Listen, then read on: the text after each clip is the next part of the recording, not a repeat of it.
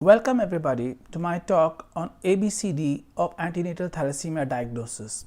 ABCD stands for anybody can diagnose it. All you require to do this is a thermocycler and more importantly, a will to do something good. I give my credits to Dr. Somesh. He is a PhD resident in the Maulana Azad Medical College. He's been with this job of antenatal thalassemia diagnosis for over 6 years and has been very helpful to me when I was standardizing these protocols. And he's also been kind to allow me to share his telephone numbers that if anybody is interested in carrying out this work in their lab, you can contact him or me for establishing it. We will be ready to do your hand holding. Before we understand the antenatal diagnosis of thalassemia, a basic introduction to what is beta thalassemia. It is a genetic defect in the beta globin. Normally there are only 2 genes of this in the human system. There's no other copy of these genes. So if there is a mutation in these genes, then it results in the production of a defective hemoglobin with a wide range of spectrums. If one of the gene is mutated, you still have a normal gene. Some amount of beta globin is being produced, so there will be normal hemoglobin as well as the quantitatively the hemoglobin will be less. These children could range from asymptomatic stage to mild anemias. But when both the genes are damaged and both the genes are defective, and when there's a total quantitative defect in the production of hemoglobin, these children will be severely anemic and totally transfusion dependent. Now, what is the problem with lifelong transfusion? Apart from the psychosocial somatic disorders that can occur because of lifelong transfusion, both to the child as well as the parent, the biggest problem that clinically and medically we face is iron overload. The child requires lifelong chelation therapy, and chelation therapy is very expensive. Deposition of iron in the pancreas results in diabetes, and deposition of iron in the liver results in hemochromatosis and liver failure. Also, when multiple transfusions are being given to a child, there is a possibility of developing alloantibodies against the minor RBC antigens. And when these develop, providing a suitable matched blood for the patient becomes a nightmare in the blood bank. So, what is the genetics of this disease? There is a mutation in the beta globin gene. If the mutations in both the genes are the same, this condition is a homozygous state.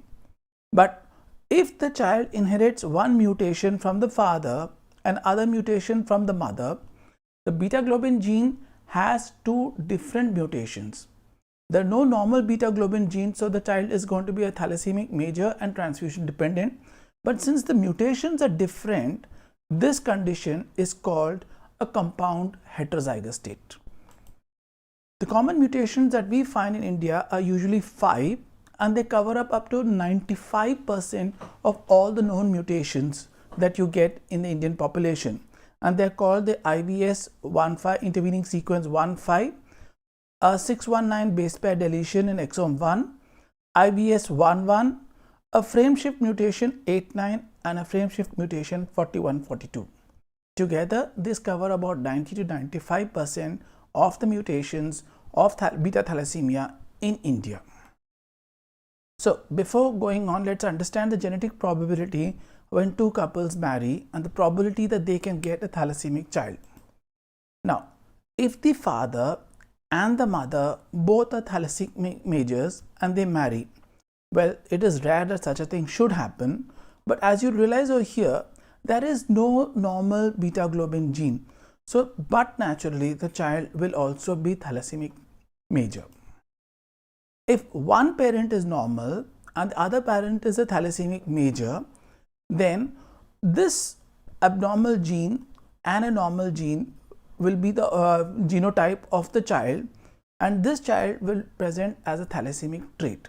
So if you have one thalassemia major marrying a normal patient, the offsprings of the children of the couple would be thalassemic traits. Now, if one of the parent is normal and the other parent is a thalassemic trait, then the probability is that you could get 2 normal children, or this abnormal gene could be transmitted to 2 of the children, but they have a normal copy from the other spouse. So they will be traits. The problem occurs when a thalassemic trait marries another thalassemic trait. In this probability, you can find that one of the child could be a thalassemic major. Now, the important point we need to understand over here is that both these traits may not clinically manifest with severe anemia. They may not know that they are having thalassemia, but they end up with a child who is thalassemia major, and their bundle of joy turns to a burden of care. These are the people who don't know that there is a problem with them, and the realization occurs when they have a child who requires continuous blood transfusions. What we need to do with the advancement in the medical technology and the universality of PCRs, we should consider a thalassemic major child being born as a failure in the medical system. We need to be proactive and aggressive in actively finding out who are the couples who are at risk of getting a thalassemic major child.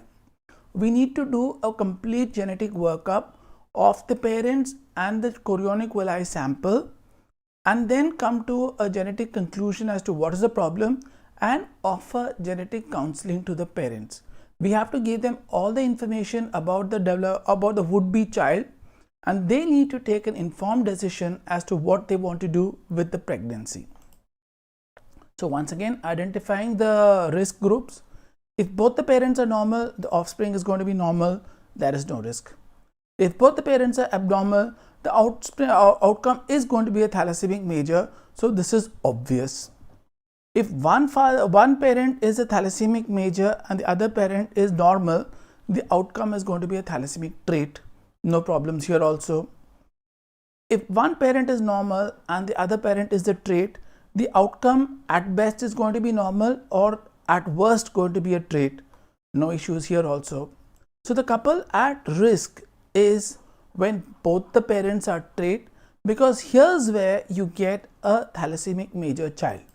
So this is the group, both the parents being thal traits. This is the group that we need to actively and aggressively hunt and investigate. So where is our starting point? Usually the starting point is the first antenatal visit. Now this is not biased or gender biased. A male who is a thalassemic trait would usually not seek medical advice very often. Okay, but when a lady conceives and comes to the seeking antenatal counseling, that is the time we have a contact point, and that is the time we need to start our process. So the starting point ideally becomes the first antenatal visit of a lady. Hemoglobin is universally done. We need to add a hemoglobin HPLC or electrophoresis for identifying whether this lady is a thal trait or not. If she is a thal major, it is obvious. And how do we know whether she is a thal trait or not?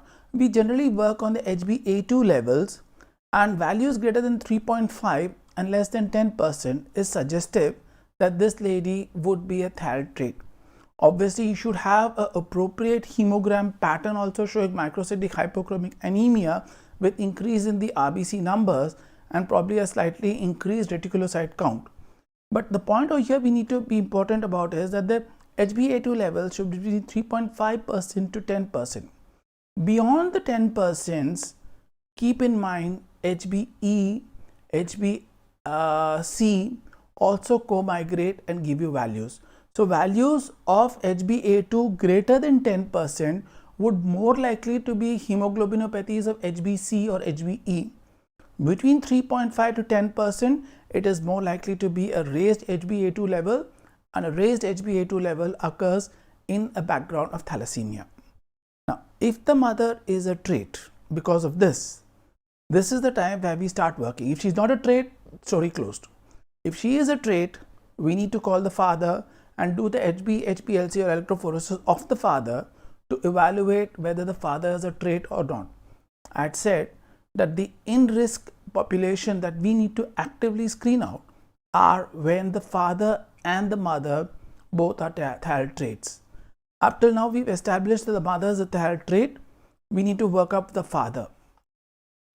So, we've done the workup of the father. We find that the mother is a thyroid trait, and we find that the father does not have thalassemia. He's not a thyroid trait. How do we proceed? The mother is a trait, the father is normal. At best, the child will be normal. At worst, the child is going to be a trait. So actually nothing more needs to be done with this. But if the father is also detected to be a trait, here's where we have the probability that the affected child could also be a thalassemic major, and this is where we need to actually aggressively work out and establish the diagnosis. Usually the sample of choice for detecting this is a chorionic villi sampling. There is literature about checking cell-free DNA of fetal origin from the maternal blood, but this is still in the early stages. What is usually done is sampling of the chorionic villi sample, and for technicality and technical reasons, 12th week is around about the time when they do a chorionic villus sampling.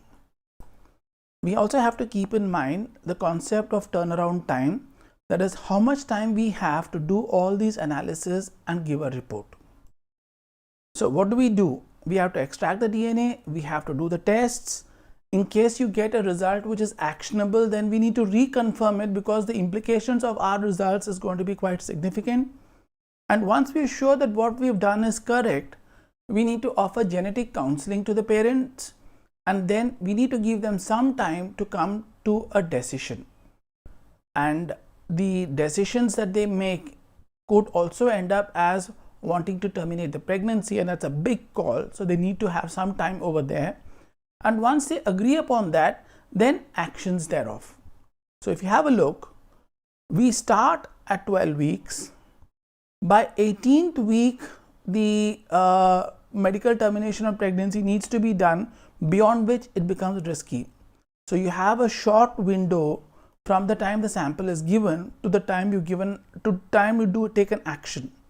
And believe me, these weeks fly before you can even realize that they have occurred. So how do we do the entire work? Now that we've got a father who's a trait, we've got a mother who is a trait, and at 12 weeks the chorionic villi sample is being sent to us, how do we process it? The samples required for identification would be the father's blood, because we are going to take the DNA of the father, a maternal blood for confirming the mutations in the mother, and the chorionic villi to check up the genotype of the fetus and then act accordingly. For those who haven't seen, a chorionic villi sample is something like this. It's a tissue from which the DNA needs to be extracted. The test that we do for detecting mutations, the 5 common mutations of beta thalassemia, is ARMS PCR. What is ARMS PCR? How do you use the primers, and what's the principle of the test and interpretation of the results? I have a separate video. I'll post the link for the video under this video. Please have a look at it before we proceed further. ARMS PCR, to quite a similar thing, is like a normal PCR. We need to make a master mix. The master mix would contain the usual stuff like the water, the buffers, the DNTPs, the Taq polymerase, and the magnesium chloride. DNA from the sample that we need to test, it could be the father's sample, it could be the mother's sample, it could be the DNA from the chorionic villi. We need an internal control forward and an internal control reverse. This will validate that our PCR processes are correct. We use a common mutation specific common forward. Now what do I mean by that? If you look at the gene layout of the beta globin gene, it consists of 3 exons. We have the common forward and the common reverse primer here, which amplifies the entire gene. This is where we have a common mutation specific primer, which is the forward primer, and on the other side we have the mutation or the allele specific reverse primer. Now each of the mutations we check up have a separate primer. So the master mix is put in this PCR reaction vessels. To this we add the specific probes for amplifying that specific allele. So the first we would put an IVS 11 reverse primer. In here we put IVS 15 reverse primer, frame shift 89 mutation reverse primer, and frame shift 4142 reverse primer. So we're putting 4 tubes and we're going to detect the mutations, the 5 common mutations. 4 tubes, 5 mutations. Did I get it right or did I miss out something? We need to revisit this pattern. This is our internal controls which is going to be amplified. This is a mutation specific primer and this is where we are putting the reverse primers. Your IVS 11, 15 and 89 generally are around the exome 1 region. The IVS 15 is slightly behind. So the products that are formed between these is around the 200-250 base pairs, and between this and IVS 1 and frame shift 4142, it's going to be a larger base pair. Just keep this in mind. So these are the 4 mutations. We put the mutation specific reverse primers and we're going to amplify them, and these are the base pairs. Now there is a mutation which is 619 del.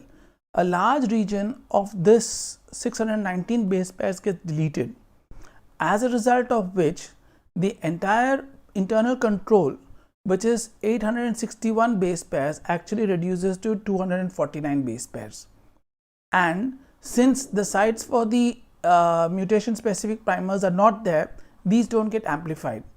The 619 del presents as a separate band, and that's how we're getting 5 mutations when we're using 4 tubes. Now this is how the PCR gel looks like. This is the internal control, and these are the bands which you get for the corresponding mutations 15, frame shift 1889 and IVS 11. As I said, the 4142 frame shift, the site for the mutation specific primer reverse primer is slightly downstream, so the base pairs are going to be larger. As a result, the band is formed at a different place. Now let's identify this mutation. You're getting a band of internal controls that validates your PCR run. You're getting a band corresponding to the IVS 11. You're getting a band corresponding to frame shift 4142. And as I said, this is bigger than this. What is the mutation of this child? It is a compound heterozygous of IVS 11 and frame shift 4142. Now let's go to the next example. You're getting a band in 89 and a band in 4142. So what is this mutation? Right, it's a compound heterozygous state of frame shift 89 and frame shift 4142. Now if you get a band like this, note there's no internal control. There are 4 bands, all of them at around about the same level. This is the pattern you'll get in a 619 deletion. No internal control and a band in all the 4 tubes. In the previous cases, we had the band in one of the particular kind of mutations, whereas in a 619 deletion, all the tubes will give the same band and you will find that the internal control is not present. Okay, how do you interpret this? We're getting 4 bands over here, so that is a 619 deletion, that is obvious, but we're getting the internal control bands. What is this? This is a heterozygous state with a 619 deletion. It's a heterozygous state with a 619 deletion. The other gene is normal, doesn't show the 619 deletion, that's why you see the internal controls. One of the genes is showing 619 deletion, and that's why you're getting the bands over here. How do you interpret this?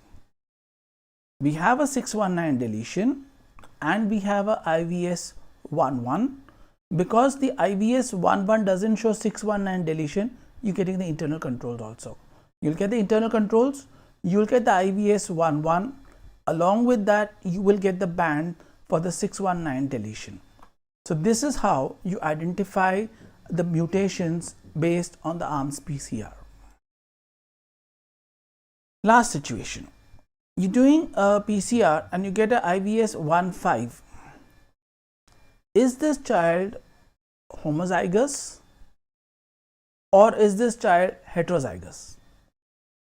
Till these cases, we were getting 2 mutations, so we could talk about a compound heterozygosity case. Now here, we are only getting 1 mutation. Is this a homozygous or is it a heterozygous? The answer to this question is very difficult because qualitative PCR will not give you the answer about whether it is a homozygous or a heterozygous state. Keep this in mind. When we talk about interpreting results, this will be very important. So now comes down, we have identified the in-risk patients. Who were they? They were the mother who came for an antenatal visit who was Thal trait. Then we checked up the father. The father also had a Thal trait. Then at 12 weeks, we took the father's blood, the mother's blood, the chorionic villi sample. We extracted the DNA. We did our ARMS PCR. Now we have the mutations with us. How are we going to interpret this situation? Let's go to case 1. Case 1, father is a Thal trait, mother is a Thal trait. So the defective gene, I'm putting it as F and M in red color. From the chorionic villi sample, when you do a PCR, you just get either the F mutation or the M mutation. You do not get both the mutations. In this case, this child will be a Thal trait.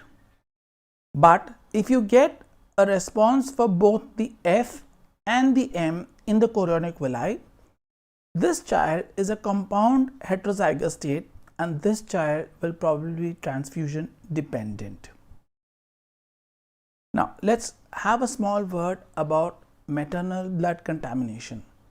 While correcting the chorionic villi sample, there are chances that injuries could occur to the maternal genital tract in which some bit of maternal blood would get mixed with this chorionic villi.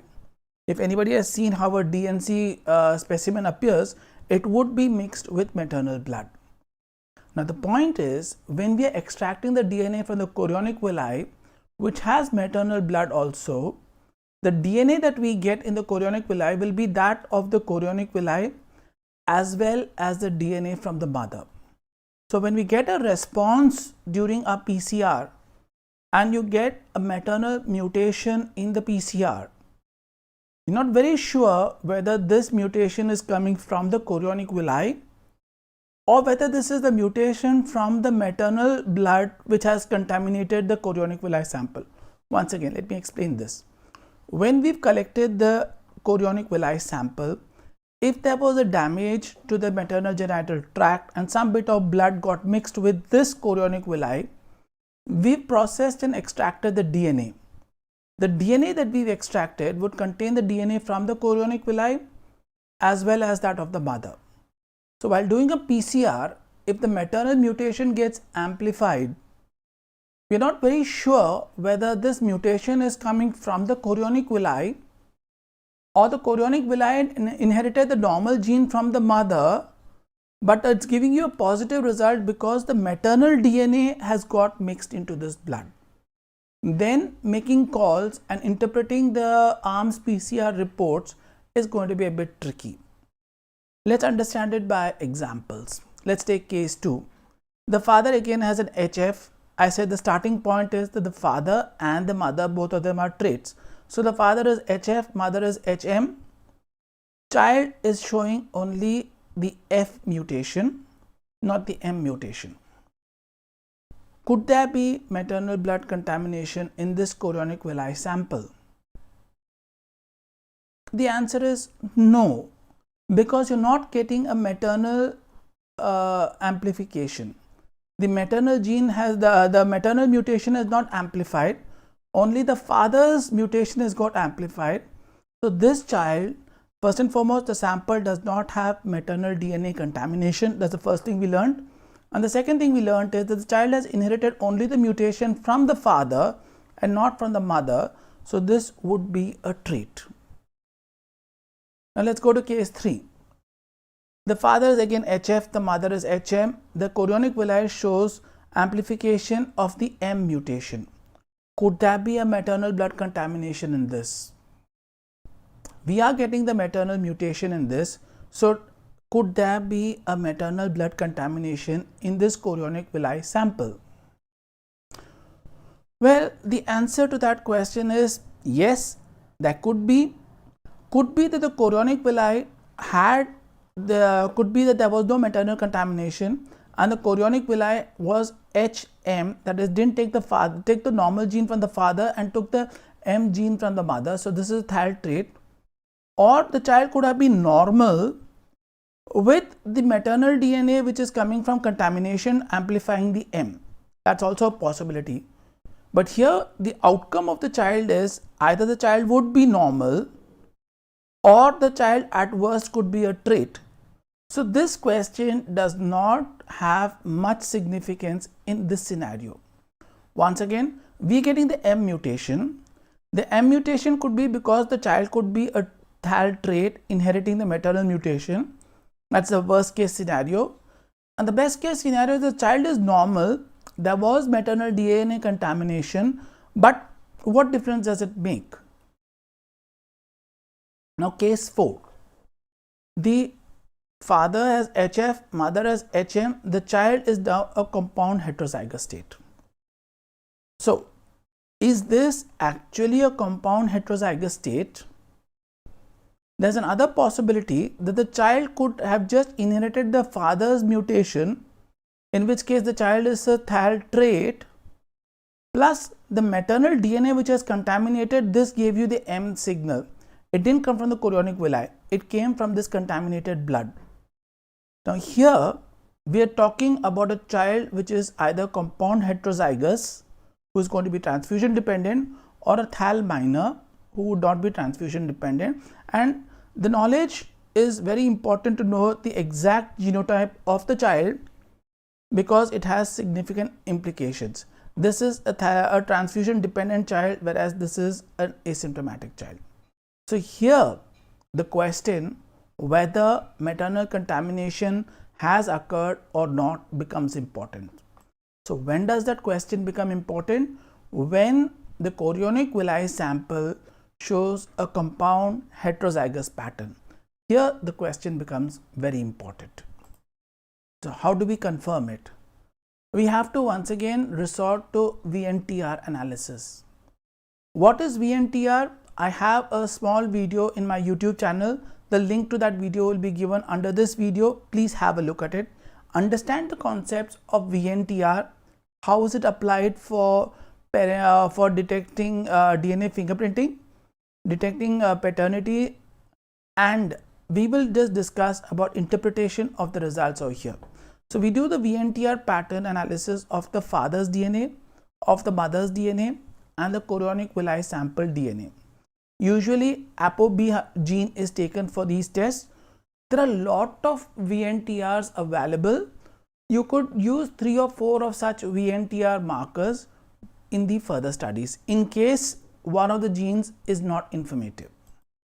Now what is VNTR? There are tandem repeats in the non-coding protein regions in various sets of the DNA. The number of copy numbers, one is inherited from the father and one is inherited from the mother.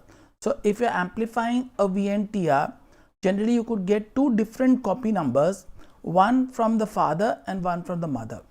So here is the VNTR pattern of the father showing 2 different bands. Here's the VNTR of the mother showing 2 different bands. And this is the VNTR pattern of the same gene in the chorionic villi sample. If you see, one of the VNTR matches the VNTR of the mother, and this VNTR band matches with the VNTR band of the father. So that means the child is biologically related to the father and the mother. One. Second thing, the child has just inherited 1 VNTR copy from the father and 1 VNTR copy from the mother. This is what is expected. So this chorionic villi sample does not have contamination with the maternal blood. Now take the next example. It was the same child, but both the VNTR patterns of the mother is visible in the chorionic villi sample. You have a VNTR from the father and you have both the VNTR patterns from the mother. Now This is a case where feto-maternal contamination has occurred, where the maternal DNA was also present in the chorionic villi sample. And here, if you get a compound heterozygous state, you're not confident in taking a call whether the child was compound heterozygous or a thiol trait with contamination of maternal blood. So this is the importance of doing a VNTR analysis to confirm whether maternal blood got contaminated with the chorionic villi sample or not. Now, I'd use the word informative marker. Let us take another case where there is a father, there is a mother, there is a chorionic villi. This is the VNTR pattern of the father, this is the VNTR pattern of the mother, and this is the VNTR pattern of the chorionic villi. Now, if you have a look at this VNTR marker and the VNTR marker of the mother are very close to each other. The base pairs are quite similar. When you're doing it in agarose, the resolutions may be poor. And if you get a band somewhere over here, you're not very sure whether you could call it that this has come from the father or this has come from the mother. If you say that this is from the mother, then that is contamination. If you say that this is of a father, it is not contamination. So you're not very sure about this. You're not able to make a very decisive call on this. So then this gene where we've amplified the VNTR is not an informative marker. Supposing we were using the ApoB 100 and we got a result like this, we will not be very confident to make a call on this. So probably we need to check up some other genes like the DST gene or whichever gene you have standardized in your lab and hope to see whether you get distinct bands that you can make a call. Now, the most important thing is when you're doing a VNTR analysis, the maternal VNTR pattern should be too discrete. And then you should compare it with the child. Now, if you have a look over here, this is a band. This is actually two bands in the father which are very close to each other. Doesn't make a difference because this band is being seen over here. This band is seen over here and this maternal band is not present over here. So this chorionic villi sample does not show feto-maternal contamination. So this is why when we get a compound heterozygous state, it is very important for us to know the answer whether there was feto-maternal contamination or not. And to confirm feto-maternal contamination, we need to do a chorionic villi sample assay. Now I'll give you another case. The father was mutation A, the mother had a mutation A, and the chorionic villi sample also showed the A mutation. Now, father is a thiol trait, so it's HA, mother is a thiol trait, it's HA, child is showing you just an A response. Now, is this a heterozygous state where the child is going to be a thiol trait, or is this a homozygous state where the child is going to be transfusion dependent? Now, this situation will quite commonly occur in India because of consanguineous marriages. And when you get this and you got this amplification, as long as the father's mutation and the mother's mutation are different, it's easy to go about with the job. But when the father's mutation and the mother's mutation is the same and the chorionic villi is also showing a mutation, we don't know whether this is a trait or whether this is thiol major. To resolve that, we need to do exome 1 sequencing. And when you do the sequencing, you can get a pattern whether it's a homozygous or a heterozygous state, in which case you're very clear about what is the diagnosis. Another thing you can do is you can do an ARMS PCR using a mutation specific reverse primer which is specific for the wild type. Now, what do I mean by that? This was the gene layout and this is the PCR layout I talked to you about. These are the internal controls, this is the common forward and these are the reverse. These primers are going to bind only when the mutation is occurred. Here we don't put all this, we just put a reverse primer, which is we put the internal control forward reverse, we put the common mutation forward, and we don't put these two primers, we put the wild type primer or the normal or a primer that amplifies the normal variant and do the PCR. If we get a band, that means the normal variant was also present, in which case the child is a trait. If the normal variant doesn't get amplified, that means both the genes were mutated and the child is thalassaemic major. Once again, let me explain that. This is your internal control forward, internal control reverse. We need to put that. This is the common mutation specific forward. We need to put that. Normally, we put the mutation specific reverse primers for all our alleles. We don't put that. We know that it was mutation A. Let us say it is a IVS11 mutation. This is picking up the IVS11 mutation. Now, I don't put these primers. I put a primer which will anneal if there was no IVS11 mutation, the wild type. This primer will bind to the wild type. Now, if the child was a homozygous IVS11, this primer will not bind. So, you will not get a band. But if the child was heterozygous, that means one of the genes had the IVS11, the other gene was normal. This primer will bind to the normal and give you that band. So, if you get this band, you're sure that the child was a heterozygous. If you don't get this band, you're sure that the child is homozygous. So, that is how you can confirm whether the child is homozygous or heterozygous when the father and the mother have the same mutations. Now, let's go to case 6. This will be the last of the cases. You've done an HPLC for the father and the mother. They both show a THAL trait pattern. Then you take the DNA and try to do the mutation analysis, and you find that the father or the mother gives you a mutation, but the other spouse does not show any mutation. You think back, maybe your HPLC is wrong and you repeat it, and that once again confirms that this is a THAL trait. What could be the options? The option could be that there is a mutation other than the standard 5 we are testing. I said the standard 5 covers 90%. Depending upon different geographic regions, the coverage percentage could vary from 80 to 95. But keep in mind that there could be other mutations which are not there in these 5. That is why the HPLC is saying that the father is a beta thal or the mother is a beta thal, but your your ARMS PCR for the 5 common mutations has not detected it. For this, we don't have any other option. We have to go for exon 1 sequencing because most of the mutations are clustered in exon 1. So, when we have to do exon 1 mutation, having a sequencer in my lab is a very costly expenditure. You need to have a lot of technically trained people who can do the sequencing, as a result of which it becomes beyond our reach. That small centers just do ARMS PCR and maybe the bigger centers can do the bigger work, and that's why most of the centers who even have a thermocycler do not think about antenatal thalassemia diagnosis. Or if I give you another situation, that use a forward and reverse primer for amplifying the exon 1 gene of the beta globin.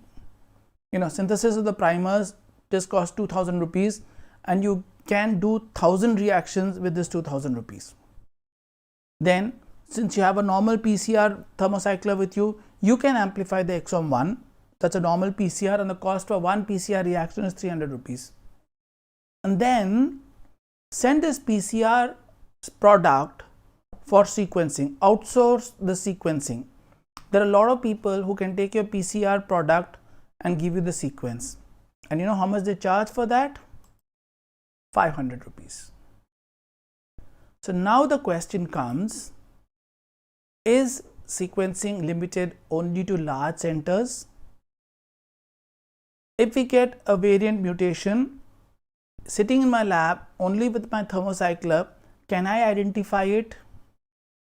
And the answer to that is yes. So if you want to set up an antenatal thalassemia diagnosis in your lab, all you require is a thermocycler, an HPLC machine. You need custom made primers. We require 5 sets of them.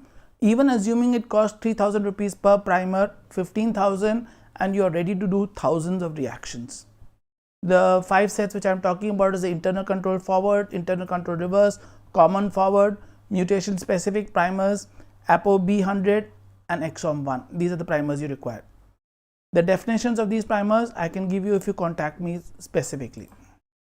And with that, ABCD, anybody can do it. All you require is a will and a zeal to do it. And if you still don't have it, I would suggest you spend one day with a family who has a Thal major child, see the plight of the child, see the plight of the parents, and then you'll once again revisit and say, yes, I need to do it. But a word of caution, don't jump gang ho into it. We are in India, and when we're doing all this, we need genetic counseling. You do an HPLC for the mother, you find that there was a Thal trait, and then you very enthusiastically call the father and say, look, your wife has got Thal trait, probably you may also be having a Thal trait, let us investigate, otherwise your child could be a Thal major. And where do you end up? The father goes and tells that the girl's parents didn't tell me that this lady had a defect in her blood. They have bundled a defective lady onto me. This has been kept out of me, and they are looking for divorce. Not only that, the word spreads around, and this girl's sister, she doesn't get married because there was some defect in us khandan mein, there is some defect, so don't marry over there. You just went exuberantly trying to do something which is actually the correct thing, and medically, ethically, it's the correct thing to do. But if you're not backed up with genetic counseling, you're ending up into a big problem. These are not hypothetical situations. I have faced them. So we need to be very clear that on the medical realms, with PCR, we will be able to do it. But beyond just doing the test and calling out the reports and calling out the mutations, you need to look at a bigger picture of the patient family. And if you've got a result, how are you going to explain it to the parents, and what type of decisions are they taking? Are they taking their own informed decisions, or are you forcing your decisions on them? A lot of issues come into that. So genetic counseling, keep it in mind, that becomes essential. So the last slide is on hand holding. If you think this is easy, if you think you can do it, if you feel that you need to do it, please contact me. I'm sharing my email ID and my phone number to you. Dr. Somesh from Maulana Azad Medical College, he's also been in this field for over 6 to 8 years now, and he's been very kind in allowing me to share his email ID and his phone number to you. So in case you have any issues about what is the primer definitions, what is the thermocycler settings, how to interpret bands, how to standardize PCRs in your lab, please contact us. We need to extend this to as many labs as possible with the end vision that no Thal major is born from now onwards. Thank you.